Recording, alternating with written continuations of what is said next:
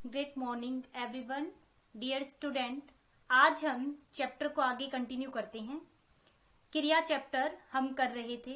अब तक हमने क्रिया चैप्टर में क्रिया की परिभाषा की, कर्म के आधार पर धातु को किया। धातु किसे कहते हैं? कर्म के आधार पर क्रिया के दो भेद होते हैं, सकर्मक और अकर्मक क्रिया को हमने विस्तार से समझा। उसके बाद रचना के आधार पर भी क्रिया के कुछ भेद होते हैं। उनमें से हमने सबसे पहले संयुक्त क्रिया को किया, फिर नाम धातु क्रिया की। आज हम इसके दो और भेद, सबसे पहले प्रेरणार्थक क्रिया और उसके बाद प्रेरणार्थक क्रिया के बाद पूर्वकालिक क्रिया को विस्तार से समझेंगे। तो प्रेरणार्थक क्रिया, जैसे कि नाम से ही पता चल रहा है, प्रेरणार्थक यानी प्रेरणा देना, प्रेरणा के अर्थ में, यानी किसी से प्रेरणा देकर कार्य करवाना, यानी जो किसी से प्रेरणा देकर जो काम या क्रिया करवाई जाती है वह प्रेरणार्थक क्रिया कहलाती है। इसको हम विस्तार से करेंगे। उसके बाद है पूर्वकालिक क्रिया। जैसे कि नेम से ही पता चल रहा है, पूर्व होता पहले, काल होता समय, यानी जो पहले समय में हो चुकी है वह क्रिया पूर्वकालिक क्रिया है। तो चलिए इनको अच्छे से विस्तार से समझते हैं, ध्यान से, और सभी मेरे साथ जुड़िए, देखिए। डियर स्टूडेंट, हम नाम धातु क्रिया तक कर चुके थे। आज हम क्रिया चैप्टर को आगे कंटिन्यू करते हैं। प्रेरणार्थक क्रिया समझते हैं। रचना के आधार पर क्रिया के भेद हम कर रहे थे, जिसमें हमने संयुक्त क्रिया को समझा, उसके बाद नाम धातु क्रिया को समझा। आज हम प्रेरणार्थक क्रिया को करेंगे।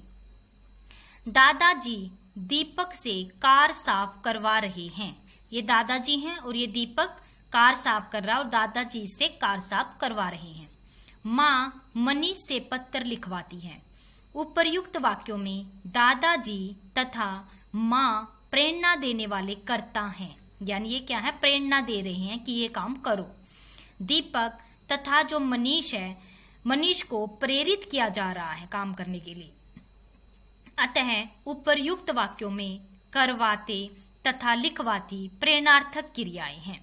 ठीक है, ये करवाना और या फिर लिखवाना, लिखवाती, ये सब क्रियाएं क्या है, प्रेरणार्थक है। ठीक है, क्योंकि इनको प्रेरणा मिली, इसको दादाजी से मिली, इसको माँ से मिली, प्रेरणा मिली, तब इन्होंने काम किया। आगे इसको और भी अच्छे विस्तार से देखते हैं। इस प्रकार जब जिस क्रिया को कर्ता स्वयं न करके दूसरे को करने की प्रेरणा देता है उसे प्रेरणार्थक क्रिया कहते हैं। जैसे कि नेम से ही पता चल रहा है, प्रेरणार्थक यानी दूसरे को प्रेरणा देना, प्रेरणा के अर्थ में। ठीक है, जिस क्रिया को कर्ता स्वयं न करके दूसरे को करने की प्रेरणा देता है उसे प्रेरणार्थक क्रिया कहते हैं। प्रेरणार्थक क्रिया में दो कर्ता होते हैं। देखिए सभी, प्रेरणार्थक क्रिया में दो कर्ता होते हैं। पहला होता है प्रेरक कर्ता, यानी प्रेरणा देने वाला होता है। जैसे दादाजी और माँ आदि। दादाजी ने तो दीपक से कार साफ करवाई और माँ ने मनीष से पत्र लिखवाया। तो ये क्या थे, प्रेरक कर्ता थे, प्रेरणा देने वाले थे। तो प्रेरणार्थक क्रिया के दो कर्ता होते, एक प्रेरक कर्ता, दूसरा प्रेरित कर्ता।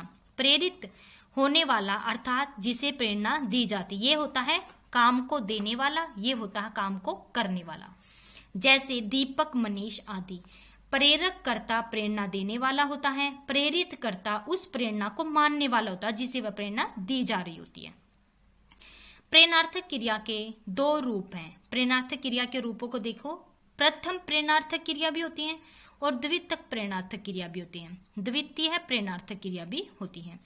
यानी यहाँ पर हमने क्या कि जो प्रेरणार्थक क्रिया थी उसमें दो कर्ता होते हैं, दो सब्जेक्ट होते हैं। ठीक है, कौन कौन से कर्ता होते हैं प्रेरणार्थक क्रिया में? एक प्रेरक होता है जो काम को देगा, एक प्रेरित होता है जो काम को पूरा करेगा।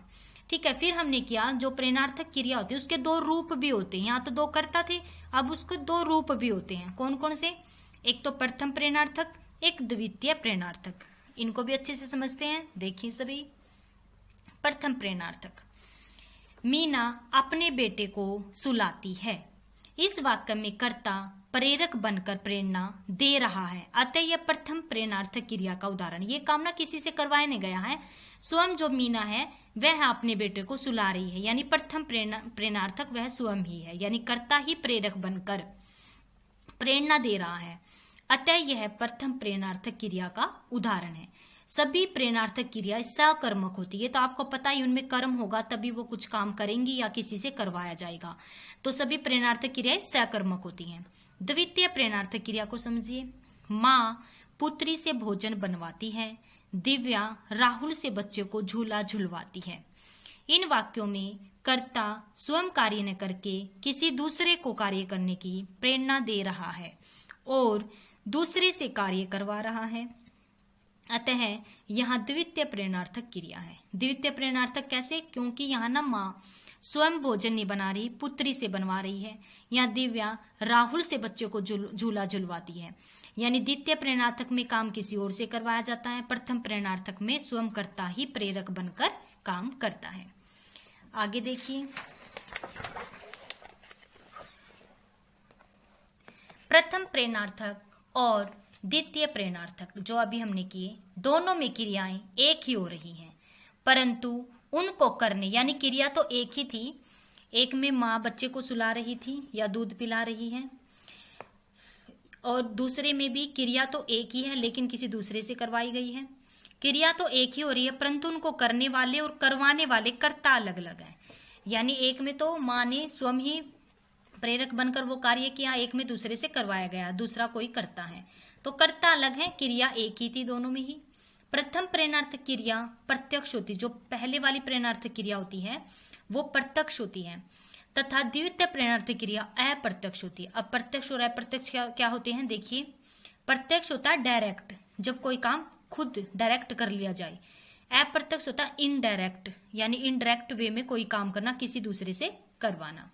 प्रेरणार्थक क्रियाओं के कुछ अन्य उदाहरण देखिए सबसे पहले प्रेरणार्थक क्रियाओं के ये एग्जाम्पल आपसे पूछे जा सकते हैं, जैसे मूल क्रिया, प्रथम प्रेरणार्थक कैसे बनेगा, द्वितीय प्रेरणार्थक कैसे बनाया जाएगा। लिखना, प्रथम प्रेरणार्थक होगा लिखाना, सब ध्यान देना, यहाँ पर आना आएगा, यहाँ पर वाना प्रत्यय आएगा।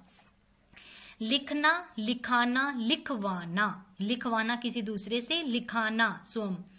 धोना, धुलाना, और यहाँ धुलवाना। रोना, रुलाना, रुलवाना। घूमना, घूमना, घुमवाना। चलना, चलाना, चलवाना। पढ़ना, पढ़ाना, पढ़वाना। सोना, सुलाना, सुलवाना। खाना, खिलाना, खिलवाना। देना, दिलाना, दिलवाना। तो आप इस टेबल को अच्छे से 2-3 टाइम रीड करेंगे अच्छे से। आगे देखें, फोर्थ है हमारा पूर्वकालिक क्रिया। रचना के आधार पर हमने देखा कि 4 क्रिया के भेद यहाँ पर दिए हुए हैं आपकी पुस्तक में। पहला हमने किया संयुक्त क्रिया, दूसरा हमने किया था नाम धातु क्रिया, तीसरा आज ही हमने किया प्रेरणार्थक, और चौथा है पूर्वकालिक क्रिया।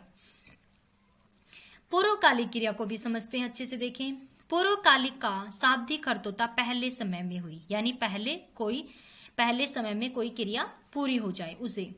पूर्वकालिक क्रिया मूल धातु में, यानी जो मूल धातु होती है उसमें कर अथवा करके लगाकर बनाई जाती है। जैसे व्यक्ति ने भाग कर बस पकड़ी, यहाँ भाग क्या है, मूल धातु, और कर लगा दिया तो क्या बन गई, पूर्वकालिक क्रिया। व्यक्ति ने भाग कर बस पकड़ी, यानी पहले वह भागा तभी तो बस पकड़ी, यानी पहले तो भागना क्रिया हुई फिर बस पकड़ी। मैंने घर पहुंचकर चैन की सांस ली, घर पहुंचा तभी तो चैन की सांस आई थी, तो पहुंच कर पहले क्रिया हुई है फिर उसने चैन की सांस ली थी, तो पूर्वकालिक क्रिया है पहुंच कर, यानी पहुंच मूल धातु में कर लगाकर पूर्वकालिक क्रिया बनाई गई है। आगे देखें, अप्पू दौड़कर छत पर चढ़ गया, दौड़ा तभी तो छत पर चढ़ा, पहले दौड़ने की क्रिया हुई फिर वह छत पर चढ़ गया, फिर चढ़ने की क्रिया हुई, तो जो पहले वाली क्रिया होगी वो पूर्वकालिक क्रिया कहलाती। जैसे कि नाम से पता चल रहा, पूर्व पहले होने वाली, कालिक यानी काल पहले समय में होने वाली, काल मीन्स समय। नीरा ने घर पहुंचकर भोजन किया, नीरा ने घर पहुंचकर, घर पहुंची तभी तो भोजन किया, यानी भोजन बाद में किया, पहले घर पहुंची, तो पहले पूर्वकालिक क्रिया क्या थी, पहुंच कर, या फिर मूल धातु में कर प्रत्यय लगाकर यह बनाई जाती है। उपर्युक्त वाक्यों में चढ़ गया तथा भोजन क्रिया मुख्य क्रियाएं थी। चढ़ गया, भोजन क्रिया, ये क्या थी, मुख्य क्रियाएं थी। इनसे पहले दौड़कर तथा पहुंचकर क्रियाएं हुई, यानी इनसे पहले क्या होगी थी, दौड़कर पहुंचकर क्रियाएं हो चुकी थी इन मुख्य क्रिया से पहले, अतः ये पूर्वकालिक क्रियाएं हैं। ये मुख्य क्रिया, इससे पहले पूर्वकालिक क्रिया। आगे देखें इसकी डेफिनेशन पूर्वकालिक क्रिया की।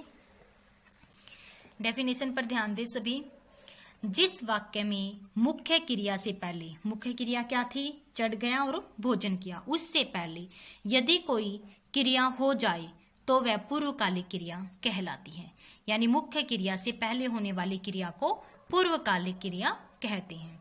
तो हमने पूर्वकालिक क्रिया को भी अच्छे से समझ लिया है। पूर्व होता है पहले, काल होता है पहले समय में जो पूरी हो चुकी है क्रिया, ठीक है, तो वो है पूर्वकालिक क्रिया। और जो बाद में हुई है क्रिया वो है मुख्य क्रिया।